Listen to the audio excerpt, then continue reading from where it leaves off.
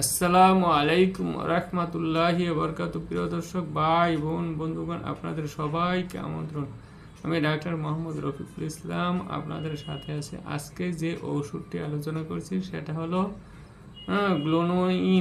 গ্লোনোইন নিউম্যাগনেটিক nerve ও মস্তিষ্কের পীড়া, শিরোপীড়া, artery প্রভৃতির উপর ইহার প্রধান ক্রিয়া। ইহা হাই ব্লাড প্রেশার কমাইবার উৎকৃষ্ট ঔষধ। শিরোপীড়া ঠান্ডা বা গরম লাগিবার জন্য মস্তকে রক্তাধিক্য, সর্দি কর্মী, মস্তিষ্কে রক্তাধিক্যের জন্য খিচুড়ি, হঠাৎ মূর্ছা ও চৈতন্য লোপ, মস্তিষ্কের পীড়ায় জনিত বমি ইত্যাদি পীড়া ইহা বিশেষ উপকারী। নার্ভাস ও রক্ত প্রদান ধাতুতে ইহা শীঘ্র উপকার প্রকাশ করে।